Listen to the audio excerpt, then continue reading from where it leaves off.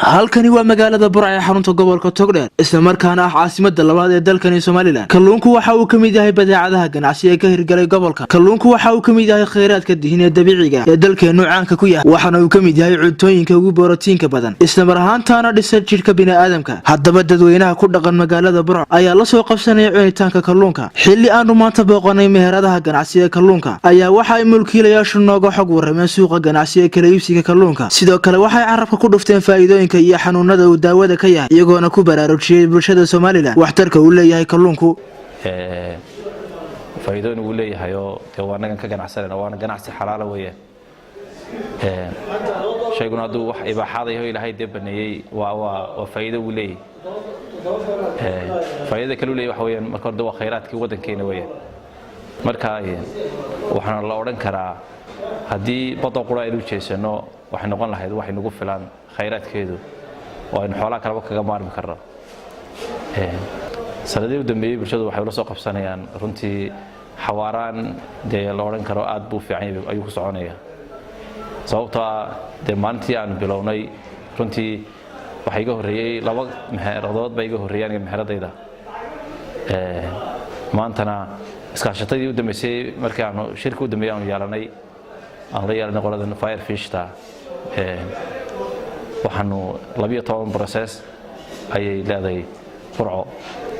oo intii waliba ka dambeysay way ka sii farabaday processyada. laakiin 12 process ayaan maalintaas iskaashatada ku samaysanay on martaan 6 bilood ka hor aan isku nimay iyo macaamiil sii kordhaysa bilaa kaayadana faa'iido waa isticmaalkiisu aad u baday ku fiican yahay alxamdulillah. wallahi runtii dadku waxyaabaadka aad u cajiibka badan ee aad dadku ay u xiiseeyaan waxa kamid ah inay dadku ay sheegayeen kaga ladnaadeen xanuunka typhoid loo yaqaan oo kale madax xanuunka badan oo ay aad uga fiicnaadaan iyo dadka lafa garaacay lafaha ka cabanaya ay aad waxa kamid ah waxyaabaadka kale aan iibino sida saliidiisa oo kale oo talmiiska saaran dadku waxay u isticmaalaan gastriga oo kale وطن والدتوشليه ويان تاعسنا وحويان وقبضي مركاي حيوات كو استعماله waxa kamida tan waqbadi weeyaan waxa kamida gaasiriga oo kale calool istaaga waxyaabaad maartay nafaqo yarida oo kale ayaa laga isticmaalaa qofka nafaqadiisa carruurta oo kale waan siinaa aad bay ugu fiicnaadaan dadka waaweyn way aad u isticmaalaan lafaha kale waa loo isticmaalaa lafaha ugu fiican ay bidaahdaan dadku qof kasto qaataa inuu ku ceshado mooyaane maartay ma yiraahdo waxba yeesha aad baa loo isticmaalaya oo faa'iidooyin uu leeyahay kamid ah. Soomaaliland waxaan ugu baaqi lahaa runtii in horta ay tahay kheyraadka baddu inuu yahay wax aan la yareysan karin. bulshada Soomaaliland iyadoo waxaan oran lahaa inay gacmaha furato oo ay badooda galaan oo ay xirfadaha soo wax loola soo baxo kalluunka loo soo baxay bartaan. bulshadana waxaan ugu baaqiyaa inay yihiin wax xalaal ah oo ilaahay diintiisa uu inoogu sheegay oo kamid ah maartay kheyraadkeena ama waxyaabadka ilaahay inoo xalaaleeyay si maanta xooga u saarayno in dadku qaadka iibiyaan ama daroogada iyo xalamidka inay xooga saaraan inay badooda wax kala soo baxaan. marka wax la oran karaa siday processyadu soo bateen ayuu isticmaalkiisana u sii batay. waxaan ku sheegnaa dadka aad iyo aad ee Soomaaliland maanta kalluunka aad iyo aad ay mataqaanaa la qabstay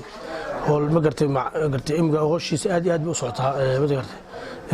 badan imika ma sha Allah ma gartay si wacan bay ma gartay kalluunkan oo helnaa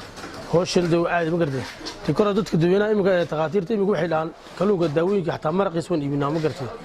waxay dhaan caafimaad fiican baan keenay baalkii qaxda typhoidka iyo ma gartay cudurro badan ayay sheegeen in ka dawiya baalka way kalluunka faa'iidooyin badan bulshada u leeyahay. waxa kamid ah faa'iidooyinka caafimaadka ayuu kamid ah borotiinada kamid ah nooc waliba leh. والله مدooyinka hore way la yara liidata laakiin minka si wanaagsan way la soo qabsanaysa sida hore way soo raantaa alxamdulillah rabbil alamin waxa weeye minkan hadda meel fiican bay maraysaa insha Allah kulli kalluunka waa la iska helaa laakiin helitaankiisa aad u yar mar sida badan uu go'aa sida loo heliyo baa la waayay xaggaasna waxa weeye kulli waa xagga gaadiidka kalluunka kulli borotiin badan kulli caafimaadka marka dhakhtarka waxa la waranayaa kalluunka badso waliba kan dalka ayaa la waranayaa waliba dad badan boo hilibka xoolaha laga joojiyay jira xooluhu waa wacan yihiin waana kuwa dalkeena wax dhibaato ma laha. kalluunka imika dadkeena way la soo qabsanayaan way soo fahmeen meheradu way ku soo bateen markasta meheradu way soo bataana bulshadu way ku soo badanaysaa kalluunka kalluunku waxyaabo badan oo bulshadeena faa'iido u leeyahay waxa kamid ah carruurta maskaxda u kordhiya maxaan ku raadayay ardaydeena imtixaamaadka markay galayaan markay cunaan ilmaha kalluunka cunaa ee lagu soo koriya ilmaha kala lama maskaxaha marka waxa oran la bulshadeena aad iyo aad uga faa'iideysan nimcada Ilaahayna siiyay badeena daan ka shaqeysano xalnada dawladda waxa kamid ah typhoid kanaacada waxaan ku raadayay gastriga dhiigkarka noocyadaas kamid ah xalnada iyo doctorada dawladkii maqlaayay ama doctorada soo hadleen marka faa'iido ka sulay meherada ganacsi dhiirigelin waxa marka meherad aragto waxaan ku raadayay bulshada aragto meheradaas kalluunka looga iibsanayo iyo sida ay bulshada ugu xiran tahay ayaabay dadkuna ku dhiirinayaan oo ganacsigooda ay maxaan ku raadayay ugu soo ganacsi uga dhigayaan kalluun iyo meherada. Assalaamu calaykum waraxmatullaahi wabarakaatuh. haddii aan ka hadlo maxaa yeelay kalluunka faa'iidadu leeyahay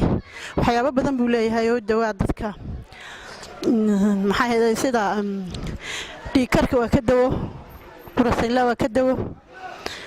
maxaa yeelay jirka maxaa yeelay uu dhisaa maxaa yeelay uu koriyaa jirka waxyaabo badan oo la soo koobi karin buu ayuu faa'iido u leeyahay borinaya inay dadku kalluunka isticmaalaan ama ay faa'iidooyinku leeyahay ay ogaadaan ay iibsadaan taasan ku borinaya dadka. dhanka kale waxa ay baaqu direen xukuumadda cusub ee hogaaminaya mudane Muuse Biixi Cabdi iyagoona sheegay inay ku habboon tahay inay xukuumaddu samayso shirkado gaadiidley ah oo kala goosho magaalooyinka. waxaan ku sii darsan lahaayeen xukuumadda kalena waxaan oran lahaa intay ummad kale ay wax ka sugayso ay meel kale isku mashquulinayso